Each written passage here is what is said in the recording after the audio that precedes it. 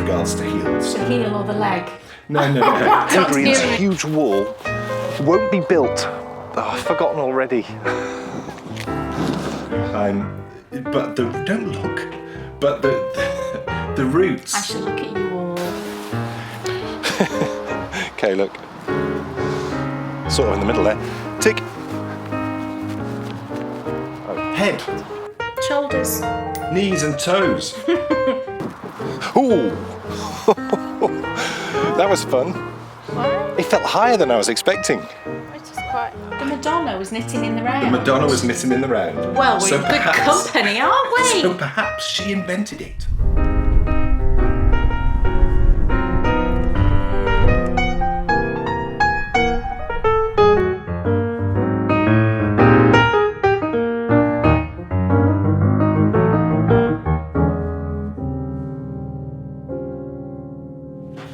Welcome to episode 84. Yes, what a week is in store, and I cannot think of a time when we have ever filmed so early in a week. It's weird. It's gone weird. It's all gone weird. No, it hasn't. It was a decision that we made because the wind is strong. It's the end of it was a hurricane. Oh, right. It was the back end of a hurricane, but it's insulting for us to even say that. Yeah. It's they're like 60 mile an hour winds. Yeah, 60 at the most. I think we're going to get... And we tend to get... It tends to be more gusty, doesn't it? You can get some strong gusts, but still it's nothing. So, But it would have made... We couldn't go outside and film in this, even with the mics that we use, because the gusts would just make the sound awful for you. So we had to swap around our location filming day. Yeah. And actually... So it's completely thrown me out. I thought I had another couple of days to knit and, things, and then... She says that, but we checked in on projects earlier, and I'm like, oh. Well, I know, that's because I always think that I've never done enough, so... Well, and also when you have 400 projects on the go, it's quite easy about that. It's quite easy to pick out 4 that people haven't seen for a while and they can have a look at. Counted my works in progress. It was probably a bad idea. It's kind of like when you think I should step on the scales, which I don't do. No. It's kind of like Kate Winslet only said the other day. You shouldn't have done it. Did you see Kate Winslet was talking? No. And do you know what? Massive respect to that woman. Kate Winslet, who weighs about 5 stone. Although actually, she's one of the more normal-sized actresses, I think. She is, and I think she goes up and down. She does go up for and down, weights. I think, yeah. For weights. For films. Right. And I'm not certain exactly what she said, but I know that people were saying good for you, because she was saying basically just don't bother with scales. I don't anymore. Just look in the mirror and, if you're happy with... I think it's all to do with... I think people get too focused on the numbers. Oh my goodness. The numbers don't necessarily... you could have 2 people who are exactly the same height. I'm 5'6", so I'm kind of average. There could be 2 of us next to each other, and we could be a stone heavier, and we could both look absolutely fine. And I think it just depends on your frame and everything. Yeah, so don't get... The message is definitely don't get hung up on the scales. Don't get hung up on the numbers. It's about how you feel in your own body. Yes. And how your clothes feel on you and all that kind of... I think that's more important than concentrating on the numbers and thinking, I've got to get to that number. Yeah. How do we get talking about numbers? I've no idea. It's amazing. What was I talking about? Number of projects. Oh, yes. I had quite a few. So I went on a little finishing kick, and I'm still on that finishing kick. And actually, we're going to be doing a knit along with our patrons through November and December. And the idea is that you can use it as a Christmas, project knit along, but also I'm using it more for getting things finished before the end of the year. And, everybody seemed to love that idea. And I think, combining those 2 things, I just love the idea of getting to the end of the year and just... I'm not going to say I'm going to have clear needles, because I won't, but I'm not going to have the number that I have now. And making positive steps towards anything is always a good thing. Yeah. And I've seen more people saying, what a great idea having clear needles for 2018. Yeah. So, interesting. Absolutely. That people are more focused idea on that than on the Christmas side of things. Yeah, I think so. Yeah. Now, what a week it is in store, because I'm really looking at the weather now. I'm super excited. You know, it is a great looking day for our location filming, and quite an autumnal. And you're going to get to see this later on in the show, which is so exciting.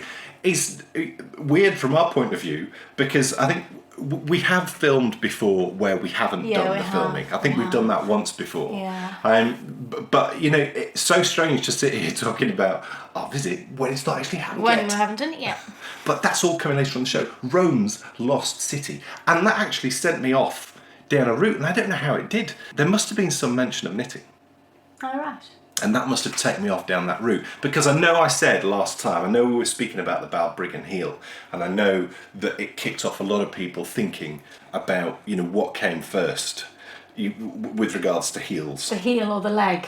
No. What do you mean? No, they mean with regards to heel turns. Oh, right. What was the first heel turn that people did? Very interesting question. Interesting question. Well, it set me off, and I have a feeling... And I'm the more I think about this, the more I think we need to do it, because I was due to do a new series this year. Kay launched her Cooking the World series, which we do need to do some more of. We do. Yes, and you've done loads of them. You've done 6 or 7 of them already. But I was due to do. That's hard to say. I was due to do a series also on the history of the world, but because of my operation and just being knocked out of action, I wasn't able to do it. 2018. Why don't I do a monthly series on the history of knitting? That'd be brilliant. Well, yeah. What do you think? I mean, I feel quite enthused about doing that. Just with the journey, we hate using that word, but the journey I've been on with regards to my knitting this year is taken me down, as we spoke about last time, the history route, and I've done a tiny bit of research. Have you? Yes. Now, some of these things you will probably already know. The roots to knitting are pre-Christian, so it's a long way back. Yeah, I would have thought that. I would have thought it's a very old craft. Yes. Now, the difficulty with it is the fabric doesn't tend to last, so it's very difficult to find the true roots, and you can only, you have to follow sort of crumbs of evidence rather than finding a sock from... You're not going to find a sock 500 BC. No. It's just not going to happen. But the little bits of information I found, the earliest existing... it's actually in the Victoria and Albert Museum. Oh gosh, right. There is a sock from 300 AD. Wow. And it was found in Egypt. And it was a 3-ply yarn. Gosh. And it was a single needle technique. Single needle technique? Similar to nalbinding. Nalbinding? Yeah. What's that? That's a Scandinavian technique. Right. Which is more about felting than it is about knitting. So how do they, is it like a crochet? Like a crochet hook? Yes. So I wonder if it's like Tunisian crochet, because that's the cross between a knitting needle and a crochet hook. From the tiny bits of research that I've done, and I've only been able to do a little bit so far, to me, it looks like every bit of evidence I've seen, 2 needles didn't come in until the 11th century. Gosh. So 300 AD, sock in Egypt, knitted sock, but it is a 1-hook method with a 3-ply yarn. 1-hook wonder.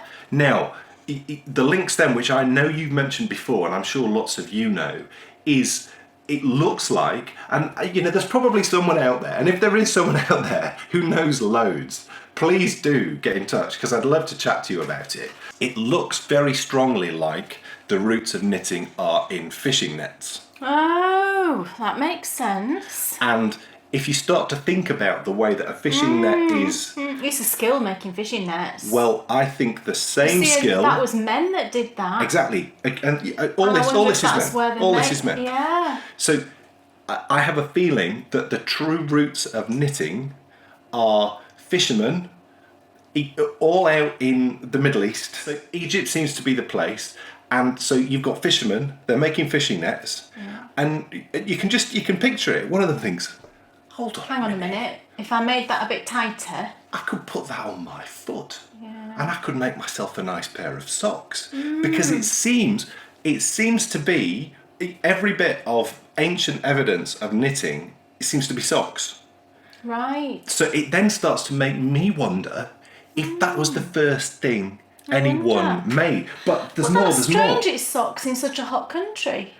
Well, isn't it? Maybe their sandals chafed. Maybe they did. Chafe toe, Kitchener stitch. Current issue of Knitability, Jodie's article. It's all full circle. Yeah. But there's more. There's more. You can see I'm already getting excited about this.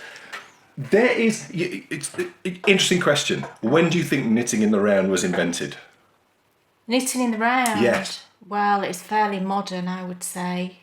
I know they were doing it like my dad used to say his mum knit socks on double pointed needles.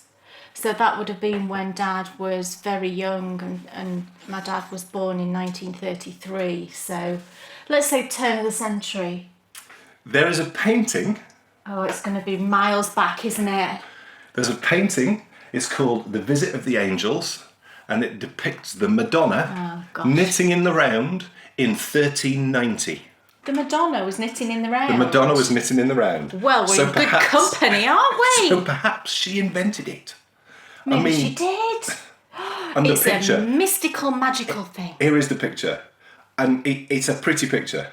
It really is. I mean, how amazing is that? So already with You can actually see. You can see double her. pointed needles. You can see her knitting in the round, and I'm telling you, That's unbelievable. they're Jagus. No. Oh, stop it! They'll be wooden. How cool would that be? But how amazing is this? So with the tiniest bit of research, already there's all sorts of avenues opening up. Who's the birthday boy? Oh, So but anyway. yes, Dan's birthday this weekend, and I'm taking you clothes shopping. And then we're going to have a very nice burger afterwards. There's a burger. Gourmet burger company. Yeah, gourmet burger company. There's one in York. That's a chain all over. Yeah, it's a chain. Makes the best burgers I think we have ever had. They're very good. And they also do these little tiny matchstick chips or fries. What we did establish though the first time we went was that I needed to order because it's quite small. They're not huge portions, but it was absolutely fine for me, and it was fine for Bryony. Yeah. But yeah, you ordered like a super... Yeah, which is great. A super nutritious salad thing with like quinoa. Don't even mention quinoa to me.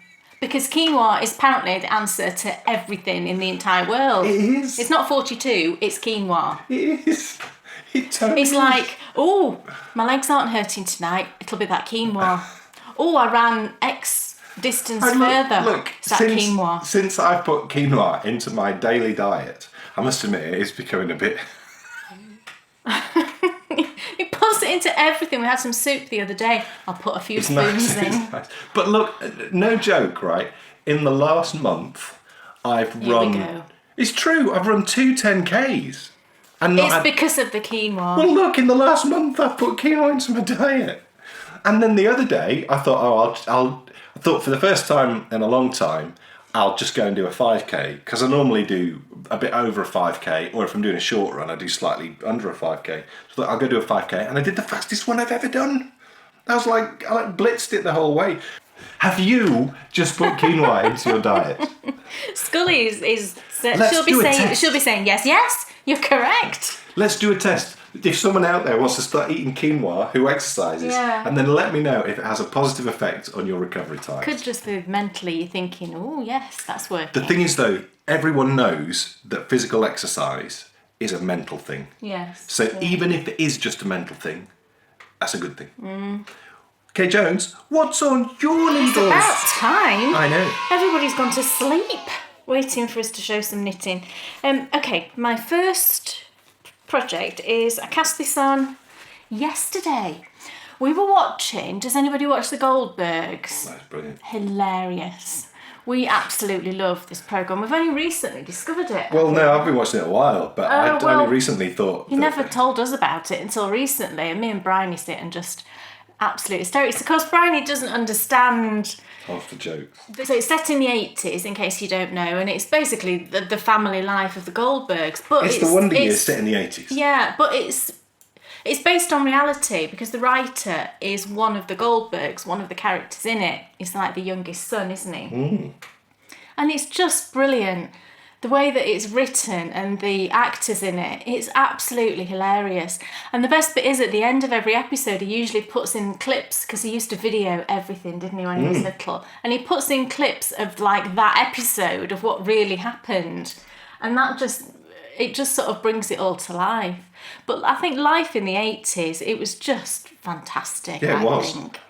You know, it just brings all these memories back and like, oh gosh, yeah, you know, there was no phones, mobile phones or iPads or anything like that. So it's kind of all the things that you did as a family and just existing really without that technology. And I just think it's fantastic. I just love it. And one episode we were watching the other day, the daughter, she'd got on like this short skirt, and then can you remember like over the knee socks that you used to wear in the 80s? I don't know what they were actually called, but they were just basically long socks that went over the knee. And she had on this pair that were white, but then at the top, so just below her knee in this case, there was a band of rainbow stripes. And I said to her, oh my gosh, I've totally got to knit a pair of socks like that. So I am. I went and bought a ball. I didn't have any pure white sock yarn. I had like natural. It wasn't right. It needed to be bright white. So I ordered some bright white sock yarn, went through all my stash and pulled out, you know, a rainbow of colours and cast on. So this is the white that I'm using, and it's just a Regia 4-ply.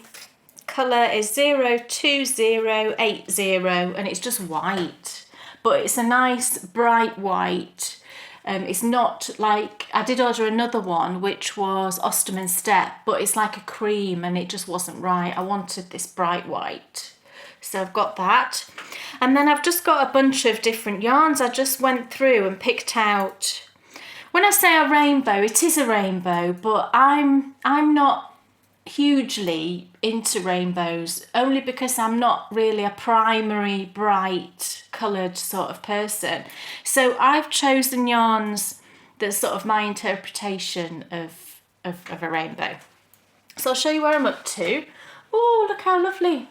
So I've got pink instead of red, and then I do have like a corally orange, a golden yellow, and then green. And I'm using all yarns that are very tonal, speckly sort of yarns, because I didn't want it to be solid, you know, solid colours. I wanted some interest and lots of tones and, you know, just prettiness. And I think it's looking super nice. So I'll have like the full 7 colour rainbow stripe on the leg, and then I'll knit maybe 5 rows of white, and then I'll start the heel flap, and the rest of the sock will be white.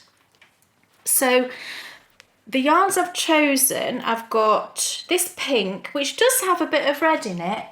I don't know if you'll be able to see, but there is some red in it. And I actually balled up an entire skein just to put in 2 stripes on, you know, a stripe each on each sock. And this one's fondant fibre in her spangle, and it's, oh, that pink. This one was a gift from Deb. So that's the pink. And then the orange is this one, which will blow out because it always does.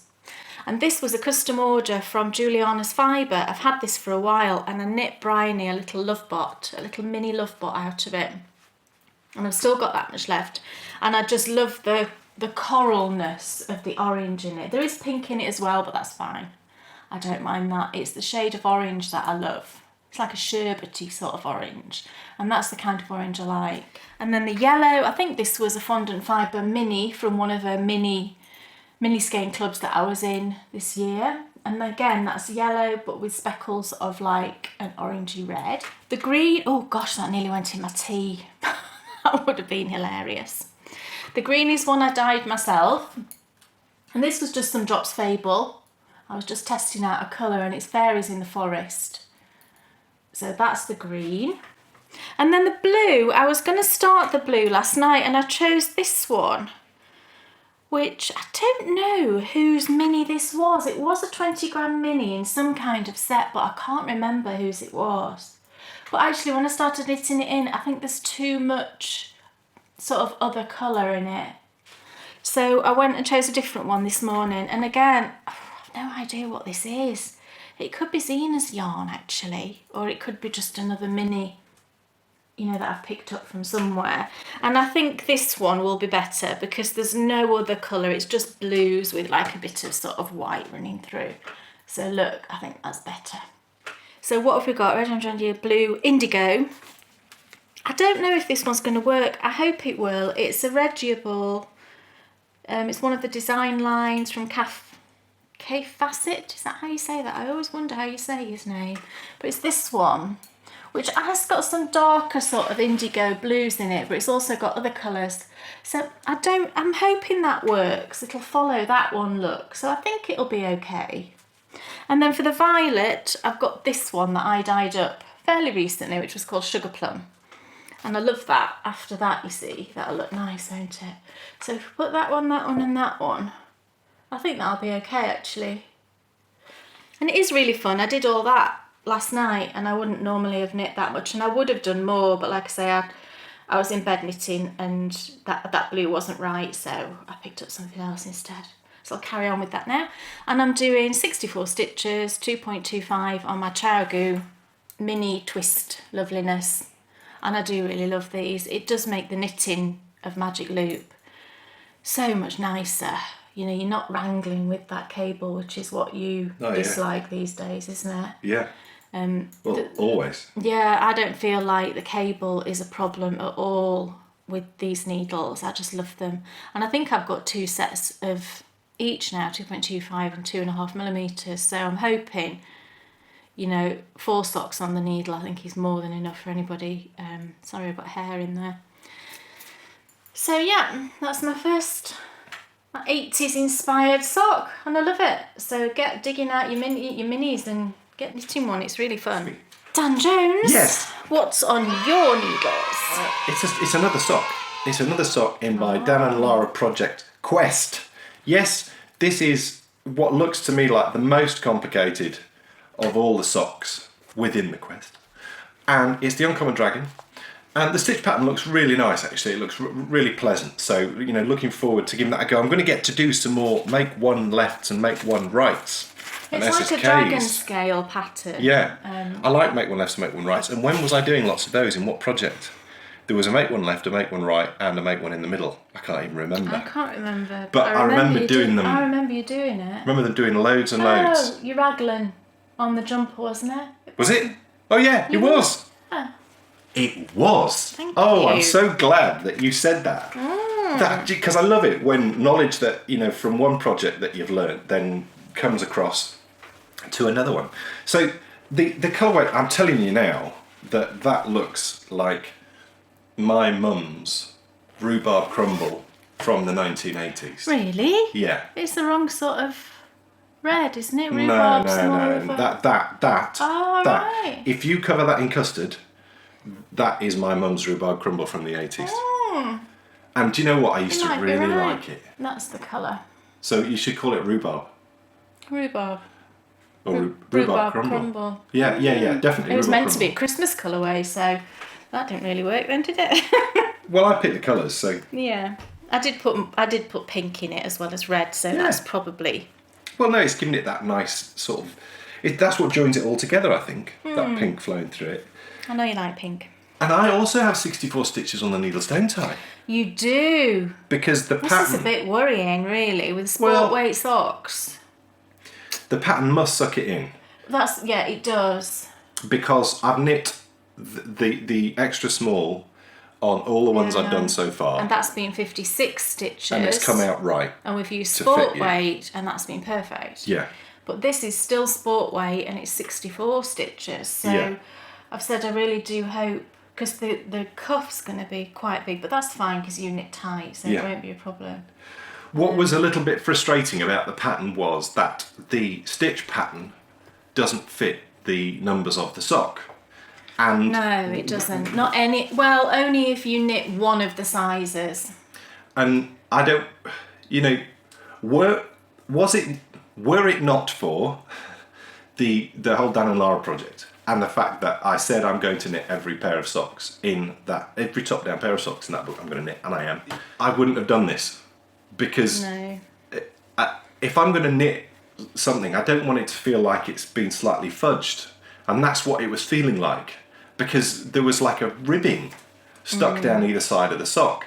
So I sat there for a bit looking at it, thinking there's got to be a way of adjusting this to make it more appropriate and to make it so that when I've finished, it's not going to look like...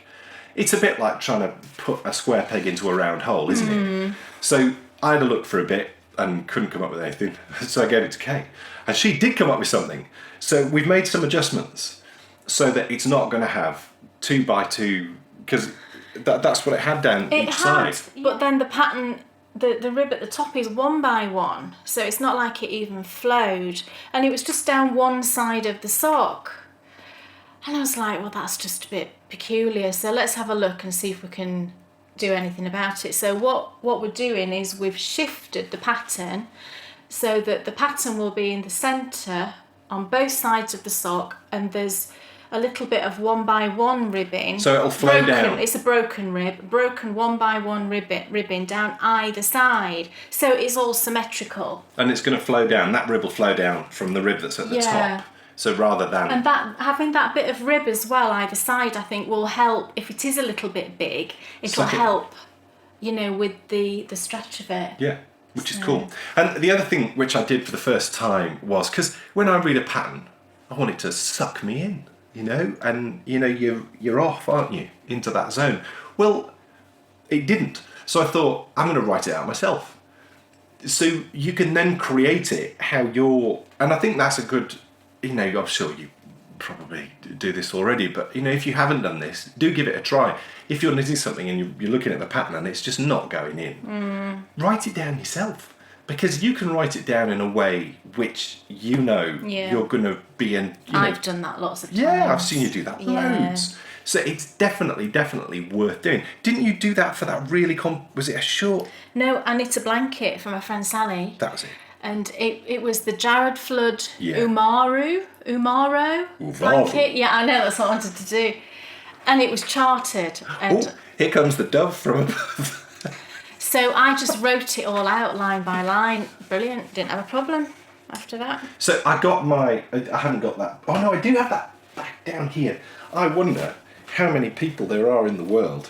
I'd be willing to bet that I'm the only one that's using one of these for writing down knitting patterns. You're not the only one. What, you mean that actual book? A Stormtrooper book. Well, that's fair enough. How many people in the world, please, if you are also using a Stormtrooper book to write out your knitting patterns, I'd love to know who you are. We should have our own little group. Should. So I wrote it down in here, and this is, of course, where I make all my notes for the Irish coffee as well. Right. So I've got the Irish coffee in here, and I've also got in here now everything for the Uncommon Dragon. I'm using highest. Oh yeah, how are you finding them? Sharp. They're very sharp, aren't they? Fine, no problem. Really? Yeah. That's interesting. Well, currently they're slippier, aren't they, than Chowgoos, don't you think? I'm not feeling I'm not having to work any harder. So that's good. I'm either just ready for it, or perhaps these aren't as slick as other ones, or maybe I'm just ready. I'm just ready for it. I've used those and they're slippier than Chowgoos. These actual ones? Yes. Right. So you will have slippied them up even more, won't you? Oh, probably, yeah. Yeah. So I must just be ready for it. I don't have any of those. Do you remember I was getting that callus on my finger? Because I knit tight, and I was, having to push, when I was using wood, having to push the stitch off the needle. Well, I'm not needing to do that. So it's perfect. So I'm really liking the highs. Thank you very much for asking. And I'll show you the ball. There's the ball. It's lovely. It's lovely. Every one of these that you've done me has been lovely to knit with. Not splitty. It's all the same. Nice base. It's all the same base. Yeah. Well, I like this base. Oh, good. It's very good. What else? Oh, look, is on I'm your just needles? in the middle of a row. So it's very exciting. This. Oh, well, I can tell you about it whilst I just finished. It's only a small row. Bryony is, as you know, madly into Harry Potter, and we recently watched Fantastic Beasts. I think we said it in the last episode, didn't we? That we'd watched Fantastic Beasts. Yeah. And just think it's brilliant. We watched it again yesterday, actually. I suddenly had this thought, and I don't know when I had this thought. I think it was like last weekend. Yeah. I thought, I wonder if I could do this. I don't know if I could do this. It might just be the most ridiculous thing I've ever tried to do. But my thought was that as a gift for Bryony for Christmas, I would try and reproduce Newt's suitcase when it's in the muggle-worthy mode. So do you know when he arrives in New York and the customs fella gets him to open his suitcase and he clicks it onto muggle-worthy, so that when he opens it up, it just looks like a normal suitcase.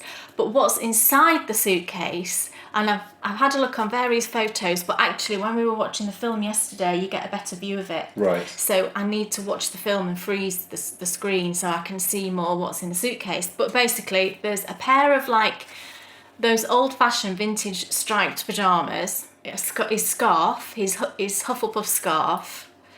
There's a magnifying glass, there's a map of New York, there's a hanky. Oh, there's an alarm clock, one of the old-fashioned alarm clocks. And it's in the, you know, if you've watched the film, you'll know Newt's suitcase is like one of the old-fashioned tan leather suitcases that they had, you know, back in the, I think it's set in late 1920s. I thought, oh, can I do this? Can I source one of these vintage suitcases from, you know, a junk shop or eBay or whatever? And I might have to do some work on it, but that's fine. And then can I get all the things, can I gather all these things and put it inside the suitcase? And I just thought, what a fantastic gift that would make for her. And I think she would love it. And I'd probably also knit a pair of socks, maybe Hufflepuff socks or something like that. So I've been looking on eBay and I've been looking all over for pyjamas and all this kind of thing. But I thought, right, okay, the most important thing I've got to really start is the scarf. So what I did was I looked at, you can see it quite clearly in the photo when it opens up the suitcase, you can see the scarf quite clearly, and it does look very hand knit, and it's quite a thin scarf, it's not a big thick one. And I think that's probably because at the time I don't think big thick scarves were, you know, wide, were maybe the thing. So what I did was I looked at it, I counted the number of stitches across, and I counted the number of rows in each band of, like there's a band of grey, band of yellow, and you know, it runs like that because it's Hufflepuff. But the grey was like a mild grey, it wasn't a flat grey, and the yellow was a very tonal yellow. So I thought, gosh, can I do this? So what I did was I went through my stash and I found this completely from stash, which is brilliant. I've not had to buy anything. And I've started this scarf.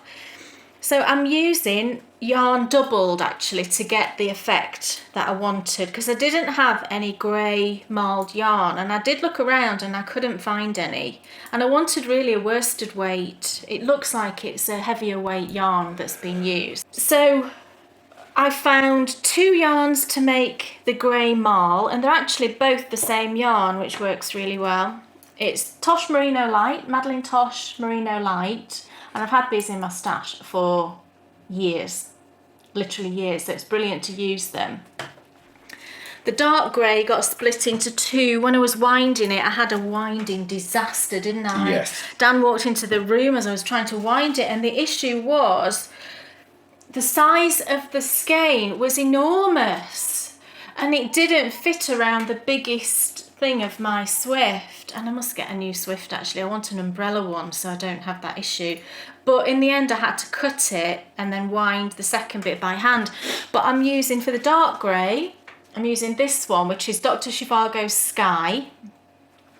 I don't know if these colours are even discontinued now because I've had these for ages.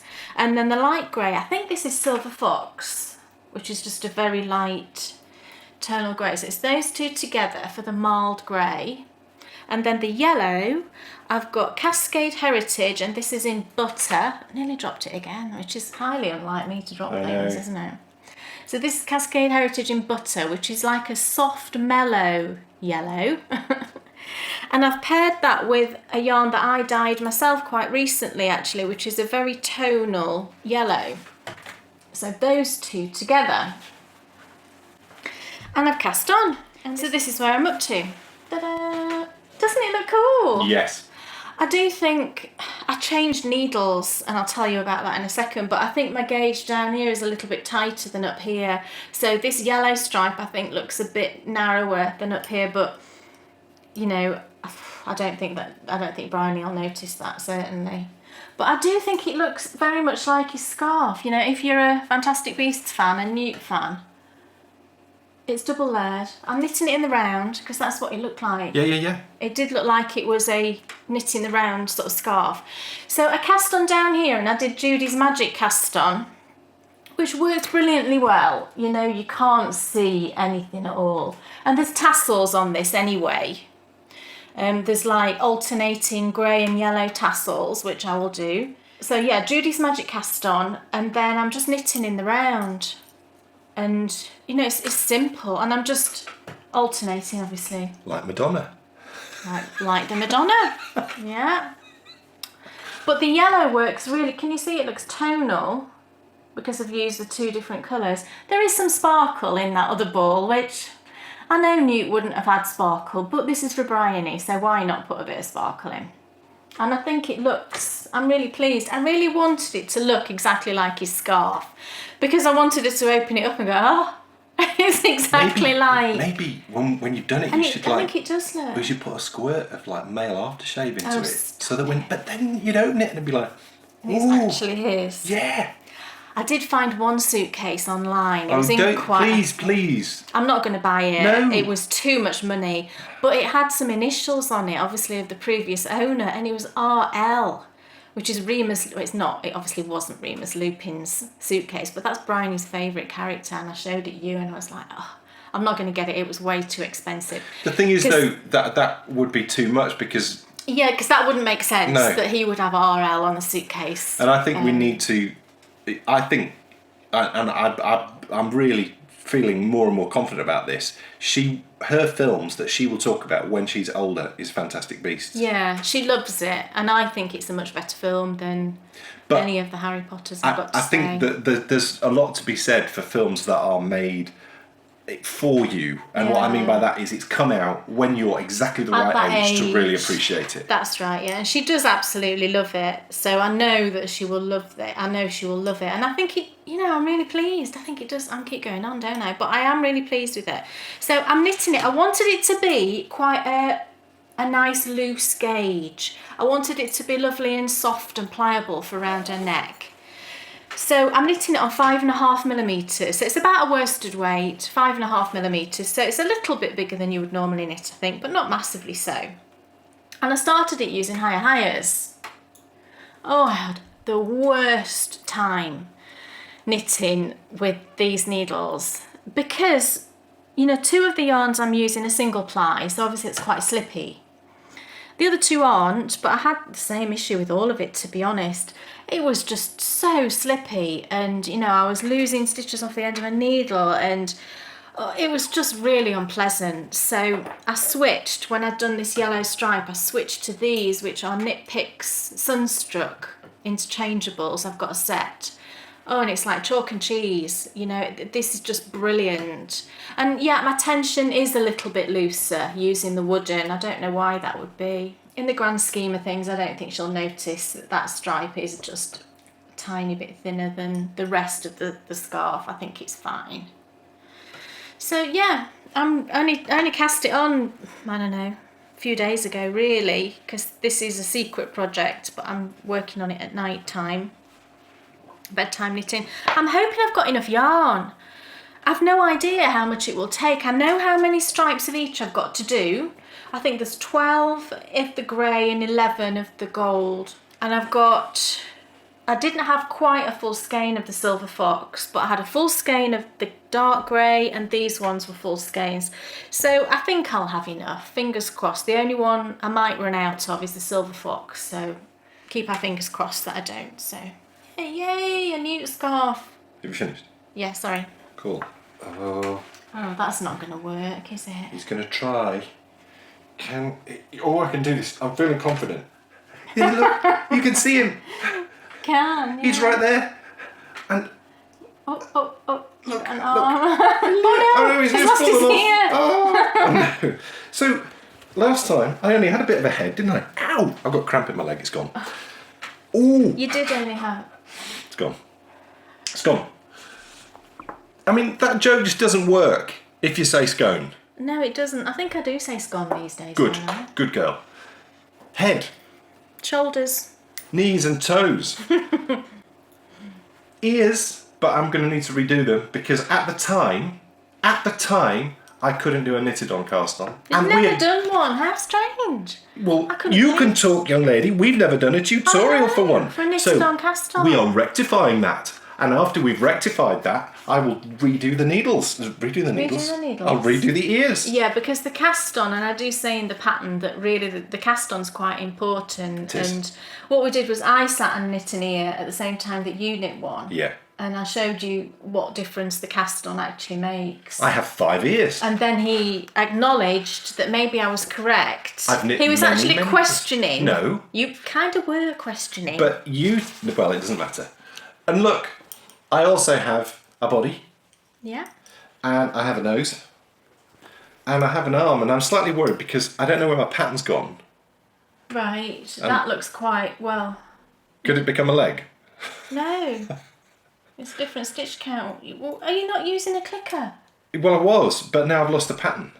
What's the pattern got to do with your clicker? Because I need to know how far I need to go. Oh, well, we can find the pattern. How could you have lost the pattern? I printed it all off for you. Well, I know it was in a place and I'm now not it's gone. printing it again. Well, I'll just use it online if I need to. Online. I printed it all PDF. off for you. Yeah, no, I know. Well, it's got to be somewhere. But look, I'm partway through an art, and do you think that looks long?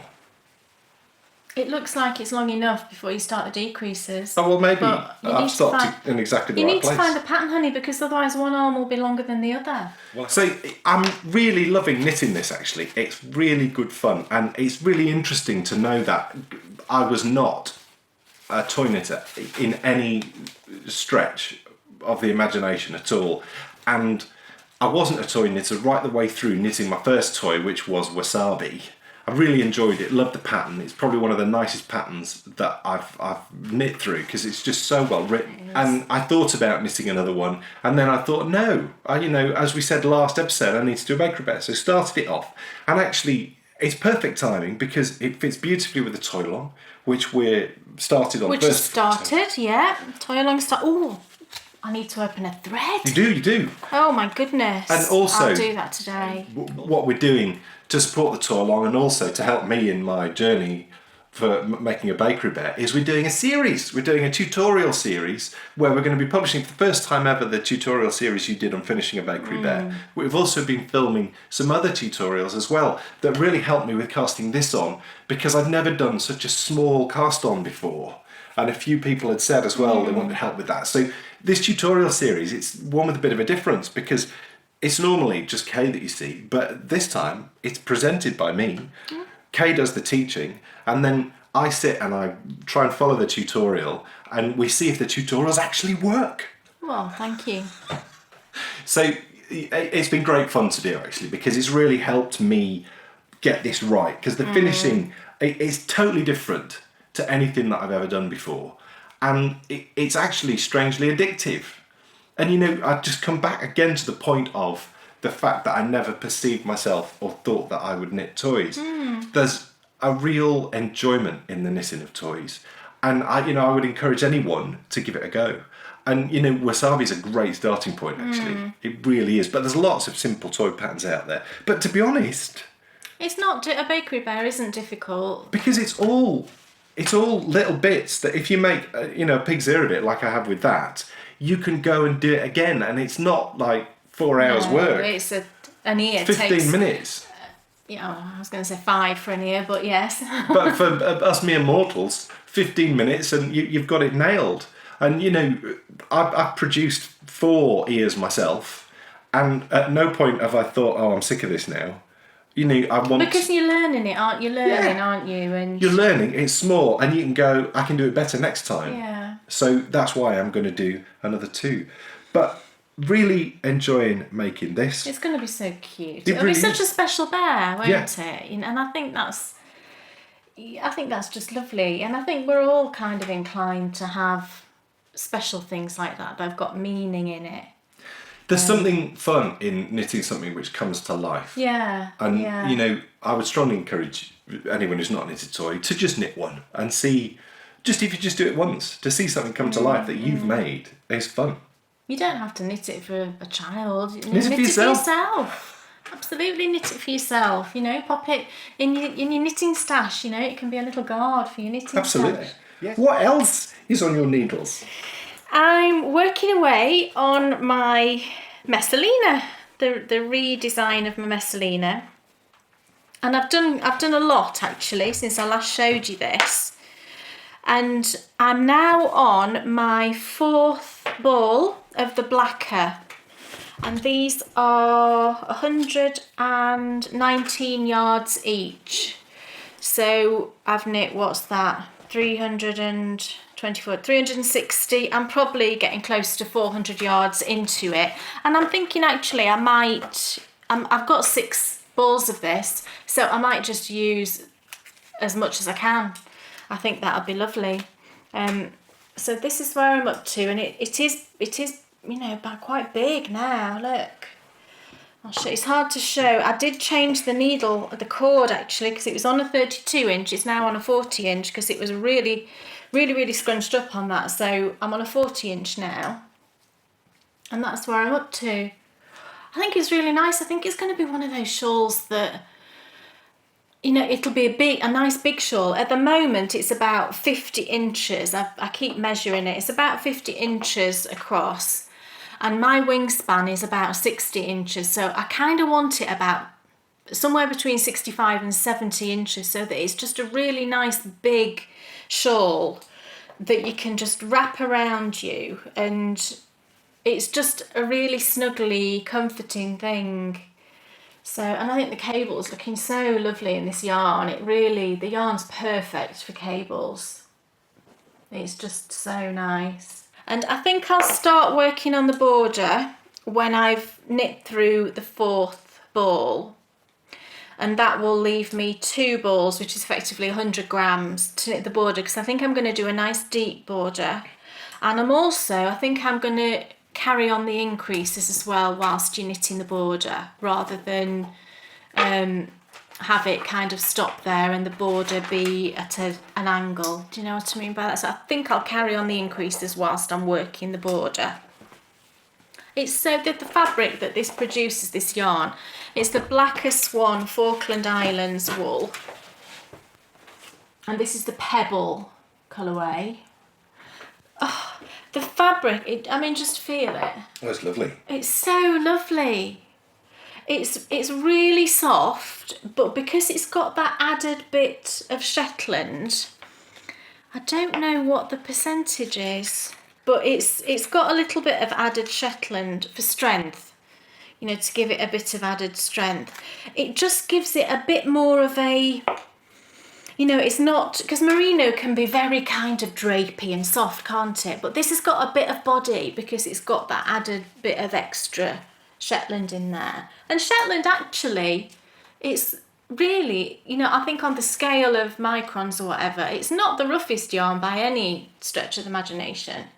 So that's where I'm up to. So I'm just going to carry on, and I'm finding that I'm being a bit more monogamous just lately, just so I can get through some of these projects. And I really like being monogamous, I've got to say. I find it much more calming, because usually, like a lot of us, I think, you know, where I sit to do my knitting, I might have 3 or 4 project bags just on the floor. I've stopped doing that, and what I'm doing is, if I'm working on one thing, all of my other project bags I put up in my craft room in my office, so that I've just got that one thing, so that whilst I'm knitting on it, I'm not constantly looking at 3 other things and thinking I should be working on those. I'm just focusing on that one thing. And I think that's so much more restful for your brain. It certainly is for me anyway. It means that my mountain of works in progress are going down, which is brilliant. So if I sit like on a weekend when I can get more knitting done, I can work through a 50 gram ball over the weekend, which is brilliant, you know. So I know that I can get through a 50 gram ball over the course of a weekend. So I like to be able to judge how much I can get done in a certain amount of time. I don't know why I like to do that, but I just do.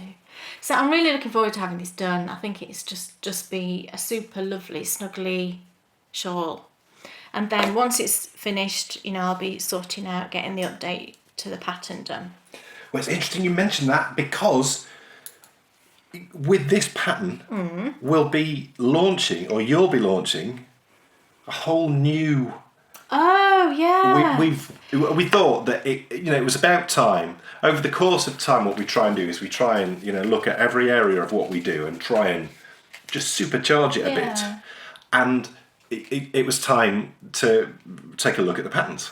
Yeah, and we're going to start using a different we're going to start using software, some really powerful software. We started doing a magazine earlier this year for our podcast patrons, and in the process of doing that, it's meant that we've become more skilled in using this much more powerful piece of software. So I said to Kelly the other day, why don't we have a look at, and we have. So it'll be on this new software. Yeah, and it looks great. It does look really great. It's going to give us a whole lot more. Yeah, that'll be the first opportunity to be creative with the fonts and the colours and everything. Yeah, and I've got that in a bag that's much too small, but I just wanted to use my Harry's tweed bag because I know that the Falklands are nowhere near Harry's, but it just had that kind It's an island. Island feel, absolutely, yeah. So I've got it in my lovely Harry's tweed bag, which I just love it. Look, this is the cowl that will be part of the pattern. It's got the odd mistake. It does have the odd mistake. But that's okay. Absolutely. I've been knitting away on the cowl, and what's so lovely about this is I get to do lots of... It could be a hat. Practice. Yeah, you'd need some ribbing, wouldn't you? Don't pull them. And what I'm loving because I love twisted stitches, and I'd never done it before, so... I love doing twisted stitches, actually. It's fun. It's the first time I've ever done that, and getting my head around that, when I should be doing that, when I shouldn't be doing that, has been quite challenging. But that's just come down to me learning how to read the knitting and understand what I'm doing with the pattern. I was doing a few rows and then knitting something else, and what I needed to do was just work on it a bit more, and I have done. I've knit on this. You need to at least get through a full repeat before you put it down, so that you know that when you pick it back up again, you're just starting at the beginning. Yeah, but it's of course Susan Claudino's yarn, and it's going to be part of the new Messalina pattern when that comes out, and there's a lovely purple colour actually just coming through. It's the first time. Very heather sort of colour, isn't it? It's the first time. It is. That's the first time you've used that colour. It's going to be exciting. It's like a mauvey, purpley, aubergine-y. What else is I've on just your got needles? one. Well, I don't just have one of the other thing. I have one other thing today. And I started these a few weeks ago actually, but then put them down because I couldn't decide on the heel colour. And then, because the season is changing and we're into October now, I really just wanted to knit on these, so I did. And again, I picked up, it's a pair of socks, I should have said that, I didn't even say, did I? I picked this up at the point of where I was about to start the heel flap, and I finished the sock that same day because I was just working on that one thing, and that's all I was focusing on, and it was lovely. And these are sort of loosely Halloween themed, I suppose. Isn't it lovely? Oh, I love it. I love the yarn. These are for me, and actually this will be the first pair of Opal socks that I've ever knit for me. Can you believe that? The way that I love Opal, and I don't have a pair of Opal socks for myself. It'd be funny if you don't like them. Well, I've tried this on and I love it. And I'm doing a couple of things different to... Well, only one thing different really, to how I would normally knit socks for me. I'm using a 2.5mm needle because that's the size that I knit Dan's socks on, and I use a lot of Opal for Dan, and I just really like the fabric that I get with 2.5mm with my gauge and with Opal yarn, because Opal is a nice plump yarn, I think, a nice plump sock yarn, and I just think it's lovely. And I put in an orange heel to go with the kind of spooky Halloween sort of theme, and this is Opal as well. It's just one of their solids in I think it's just orange, and I thought that went nicely with the purple. The yarn actually it's a discontinued range, but I did find this online fairly recently, so you could probably, if you looked around, still find it. It's from the Graffiti range, Opal Graffiti, and the colour I'm knitting is 5226.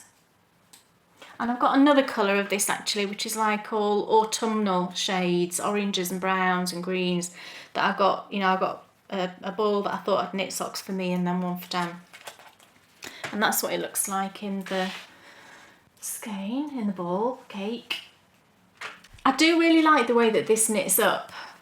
And I think this is kind of different to how a lot of the Opal yarns look that are coming out now currently. It's just very, rather than it being stripes, sort of bands of stripes, it's got that more speckly, Fair Isle-y kind of look, I think. And I do really love the, I wouldn't say vintage Opals because they're not really that old, I don't think, but the ones they made maybe a few years ago, I think are a bit more individual than the ones they produce now, maybe. So I did 2.5mm needles, 64 stitches still. So it is a little bit bigger, but I like my socks to have a bit of room in them. I don't like them really skin tight. So I thought by knitting 64 stitches still, but with a 2.5mm needle, I'll get that extra bit of room. And I've tried this on and it fits lovely. So I'm really pleased with it. So whenever I knit Opal socks for myself, I will use 2.5mm. I haven't washed or blocked this one yet. And also the advantage of doing that, I've found, is that I don't need to knit as many rows as I would do using 2.5mm because my gauge is a bit bigger. So that was brilliant. I was at the, I thought, I better sort of try this on, because normally for me, I'll knit 45 rows leg, and I think I only did 40. I'm pretty sure I only did 40 for this.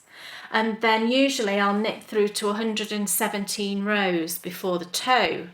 But I found with this, I did 18 rows rib, 40 rows leg, and then from below the rib down to the toe, it was 100 rows total. So it seemed to go really quick, and it fits perfectly. You can see the size of it it's the size it should be. I couldn't believe it. I was like, that can't be right. I'm at the toe and I've only been knitting a minute. It felt like only a minute. So I kind of felt like I cheated a little bit, which is stupid, I know. So I cast on the second one straight away, and I just wanted to get it cast on.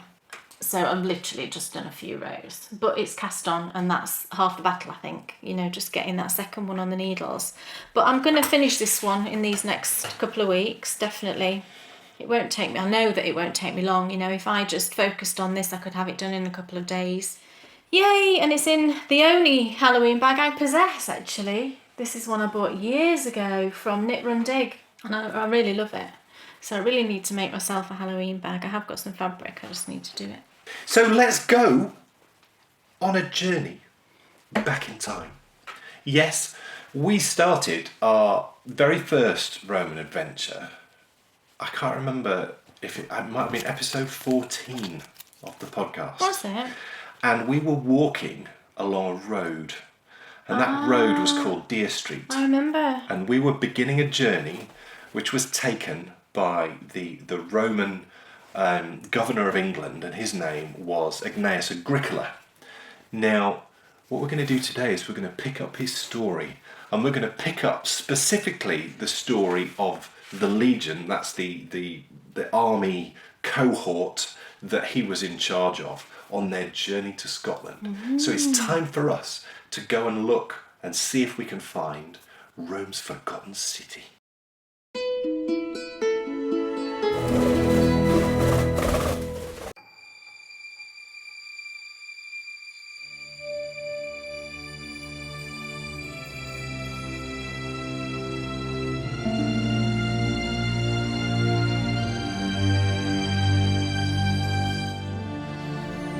If you ask someone about the Romans in Great Britain, this is what they think of. This was a boundary between the civilised world of the Roman Empire and the uncivilised world of the Celtic tribes of Scotland. I look at the remains of this wall that crosses the width of England, still impressive nearly 2,000 years after it was built, and I'm in awe. But just imagine what it must have looked like when it was new.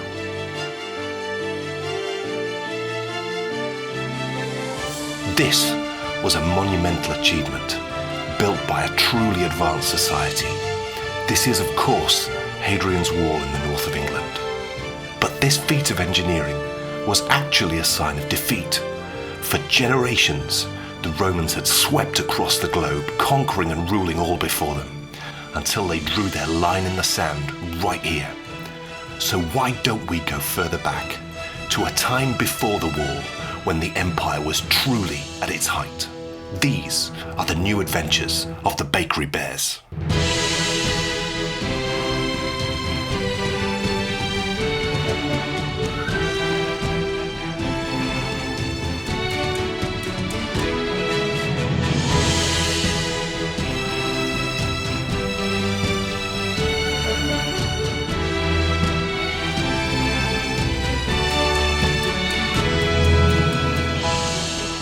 2,000 years ago, Roman soldiers built a small fort here at Corbridge in northern England. They were en route north to the farthest reaches of the empire and a legendary battle with the Celtic tribes who ruled there. Over the next 500 years, their small fort grew into one of the biggest civilian cities in the region.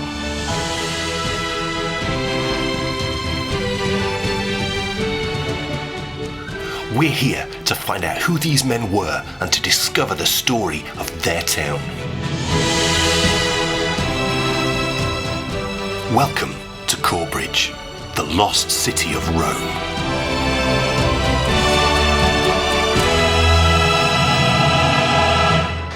The year is 84 AD.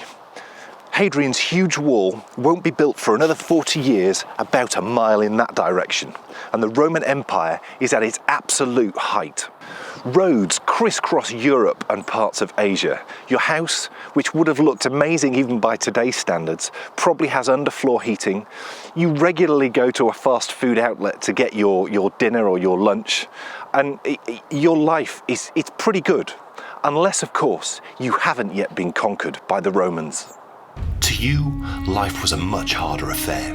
You live in the hills or the woods in a dark, damp roundhouse. Your only source of heat is an open fire which conveniently burns 24 hours a day in the middle of your one-roomed home. Life expectancy is short, thanks to disease, fights to the death with rival tribes, and your reliance on a good crop. That was the life of all those who lived here in northern Britain, but it was all about to change because the Romans were on the march. A Roman legion was ordered north from York to take control of the rest of Britain. And as that legion marched, it was their job to not only build a road to enable fast movement then of supplies up to their position, but also to build civilian settlements. Now, in 79 AD, this was a wilderness. It was grass and trees, and there would have been a lot more trees. It would have been a really tricky bit of ground. But over the next few years, it was transformed into this.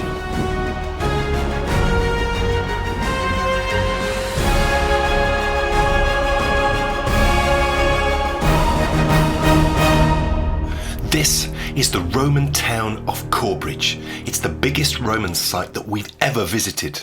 It covers 27 hectares, including baths, shops, houses, all the trappings of a modern Roman city. And what do you find in the middle of any Roman city? A beautiful fountain, of course. Now, you'd never believe that this pile of old stones would be able to give us the clues that we need to uncover who conquered the north of England, would you? This is the town's water supply, and it's the first one I've ever seen anywhere in Great Britain. And it's always evident in a Roman civilian city. There is always a public water supply. So it was here that the aqueduct used to run down, and it used to deposit the water right here for the Romans to then come and get their water and take back to their homes. And how does this give us the clues to help us uncover not only who conquered the north of England, but who founded this town? Well, I'll tell you. So this is how our fountain looks today, but this is not what it used to look like. Think the Trevi fountain in Rome, but smaller. Here it is. At the top of the fountain was its head. Do you see, just above the lady who sat where the water's coming out? Now, it's our first archaeological clue as to who founded this town. When the site was excavated, 2 fragments of that head were found, and on them an inscription was still visible, and here is that head. Now it reads, the 20th Legion, called Valeria Victoria, built this. And this, folks, is why I love archaeology so much. An inscription over the top of a fountain has told us not only who founded this town, but who then, of course, marched north to conquer Scotland. And because we're dealing with the Romans, and because they wrote everything down, we know everything now about who these men were. And when it comes to the might of Rome and to some of the coolest legions that ever walked the Roman Empire, it doesn't really get much better than the Vallaria Victoria. They were formed in 31 BC by Julius Caesar's adopted son, this man. This is the Emperor Augustus, and he sent them to fight the Celtic tribes of Spain. 38 years later, they were in Germany with the Emperor Tiberius, waging war against the fierce Germanic tribes. By 43 AD, they were chosen by the Emperor Claudius to lead the landing party when the Romans arrived in Britain. And so it was no surprise that they were chosen as the legion that would lead the charge against the barbarians of Scotland. So they ventured further north than any legion had ever done, and they won a great battle at Mons Grappius. But it's actually here, at this settlement that they founded in Corbridge, that became their lasting legacy on the north of England. Whilst the military fort was initially established here to control a strategic river crossing, it quickly grew into a bustling civilian town, with pottery shops, temples, houses and workshops.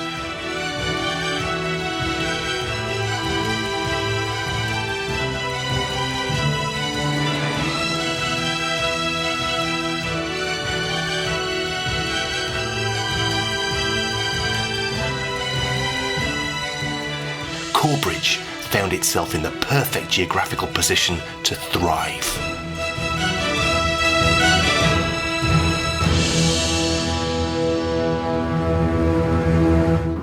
I can tell you that we have found the most perfect spot for a knit.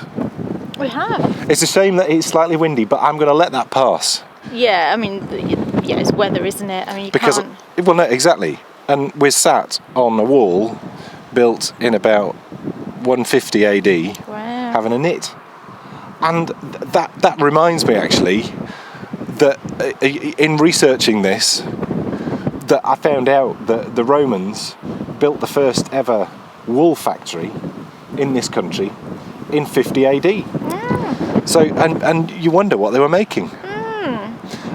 But we are here at Corbridge having a lovely little knit, and I think it's going to score quite highly. Look, now that wind has dropped a little bit and you feel a bit of the sun on you, this is a good place to knit. It is. So I think we need to give it for the first time in months, we are able to score. And also, I think we should give Kay a very warm welcome back to the new adventures of the Bakery Bears. All right. Because in the last new adventure, you weren't in it. I weren't there. I weren't there. We need to give this wonderful lost city of Rome a score for knitability. It's going to be quite high because normally I'm like, yeah, I've knit a few rows, okay, let's move on. And I could sit here and knit a few more. So I mean, well, we can if you want to. That's a good... That's a great testament. A good isn't it? indicator, isn't it, that it's going to score highly. And there's as you said, there's benches. There's benches. You could throw down blankets. Yeah, there's picnic tables over there as well. To be fair, if you sat down there on a blanket, you probably wouldn't have much wind. You wouldn't have much wind, no. And actually the grass, I've just said to Dan when we've been walking on it, it's really thick. It's nice and really soft. cushy. Yeah. So it would be lovely to sit on, on a blanket. There's a toilet just over there. There is a toilet just over there. So 9? 9. I was going to say 9. Yes. Yeah. We concur. So it gets a score of 9 for knitability. Brilliant. So what is there actually to see here at Corbridge? There is a lot, young lady. A lot? There is a lot. Shall I take you for a little tour? Okay. We'll get just sorted out and get our knitting back in our bags. And if you come and join us later on in the show, we will take you for a tour of the Roman city of Corbridge. And to do that, we're going to have to fast forward from 79 AD, or 84 AD, should I say, where we've started. We're going to be going forward in time to when this city was at its absolute height. So when you come back, you'll be joining us in the year 225 AD. We'll see you later on in the show.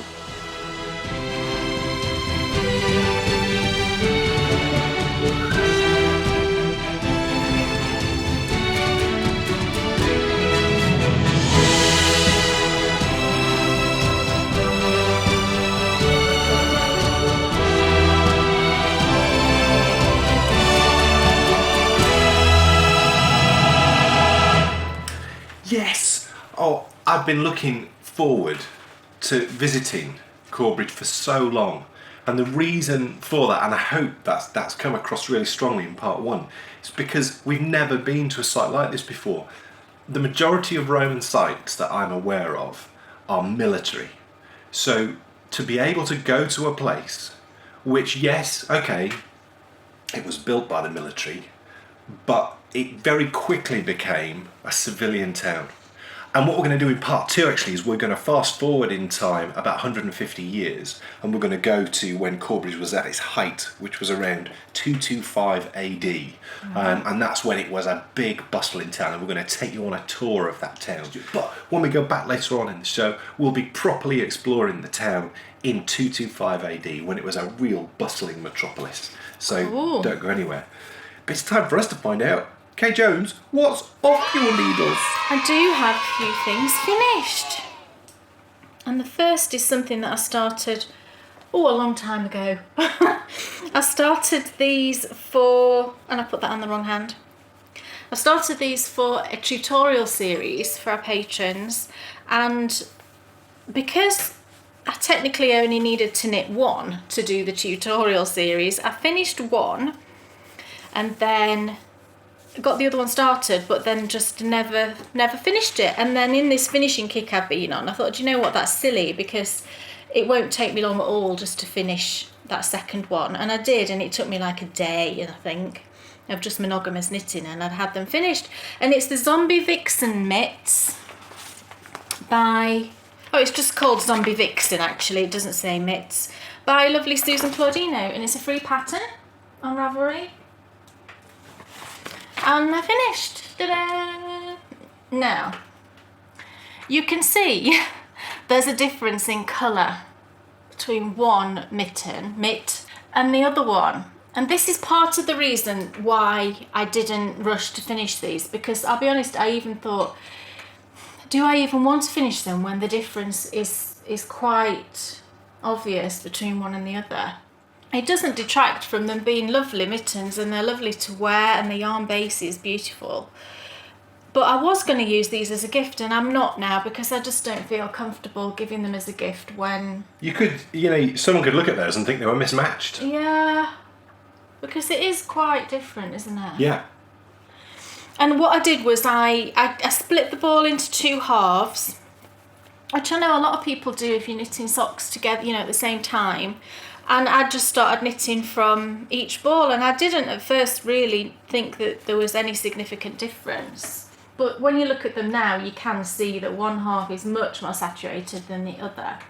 And I know this can happen when you hand dye yarn, and it's just part of the process, I think. And I think I was thinking about what technique it is that causes yarn to do this, because I have seen on other podcasts, I know when I've been watching Sarah Love Sockwool, a few times when she's knit, I remember a Hedgehog Fibres yarn, one sock was significantly more saturated than the other, and I think she's had a couple of other pairs like that as well. So I think it's down to the dyeing technique that, when this can happen. I dye in pots on the stove, and I think when you dye in pots it's less inclined to do this, because your yarn, all of the yarn is kind of moving around the pot. I wonder if this happens when you actually dye in like a bath. I think some dyers use like a chef's sort of bain-marie. Do you know, where it's like a rectangular shape, and the yarn gets laid down into it, and then the colour gets dropped on top. Now I've never done this technique, so I don't know how it works. But if you don't turn the skein and put more dye on that side, then naturally the top part of the skein here is going to get more dye than underneath. And I think that's how it must happen, but I don't know for certain. I'm just surmising in my own head. So you think that's probably what's happened with those? I think that's possibly what's happened, that it's the dye technique. And I know it like I say, I've seen it happen with other dyers as well. So I think it's probably a technique that's widely used. If you were knitting a shawl, I don't think it would be quite so noticeable. It'll look more like a gradient, which I think would be quite pretty actually. But when you're knitting something where there's two of something, like socks or mittens, then it does look different. But the yarn I used was Wool and Vine, and this was a gift actually from a lovely friend, and it's on the Footsie base, which I love the base. It's an 80/20 superwash BFL nylon, 400 yards, and it's Pandora is the colourway, and it's lovely pinks and greys, and you know the colourway itself is just lovely. And I have got probably enough left over to knit another pair, so I could effectively have 2 pairs, but I'm just not inclined to knit another pair at the moment. It's a lovely pattern. It's brilliantly written, very clear. Didn't have a single issue at all with it, and I knit it exactly to pattern, and it was perfect. But I've knit them now, and I'm not the sort of person that usually will knit the same pattern numerous times, you know. Which is funny, whatever. because that is exactly what I do. That's true, actually. If I find a pattern I like, I knit it a million times. I mean, Hence I knit. the banking. I obviously knit socks, plain socks, over and over and over. You've probably knit. And I've knit my prairie socks, I And think, Hermione's 4 times. everyday socks. That's true. I mean, there are certain patterns, but I think that's when it's more of a generic product. Yeah, and just something that's a bit more simple. I mean, there's a lot of it's beautiful cable, and it wasn't difficult, and it looks lovely. It's really, really nice. It's difficult to show actually the back of yarn. That's quite tricky. And it's brilliant for learning cables because you have a cable row every other row. So you get loads of practice working cables. And I did use a cable needle, but you don't have to because they're very simple crosses really.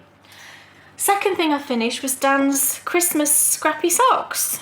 What happened with the dye job here? What do you mean? Well, they look like different pairs of socks. Right. Yeah. They are scrappy socks, as you can see. I'll hold them in such a way where you can see them. I mean, that's an impressive dye job. How do you do that, I Kay? know, yeah. I think someone actually said to me at one point when I was knitting these, "Oh, what yarn is that?" And I think they thought it was all one yarn. I mean, that would be amazing, wouldn't it? Yeah, it is, and it's My goodness. It's 5 different yarns, and I used an Opal, which is this one here. It's the pop music colourway. I used Juliana's Fibre is this one. This one is Trekking XXL. This one is Knit Picks Felici, and then this is Cascade Heritage sock. And I've listed. Did I list them all on Ravelry? I think I've listed them all on Ravelry. So they're all done for Dan, and I've washed and blocked them. And these are actually going to be a birthday gift for him. It's the checked and squared socks. Look, they're great.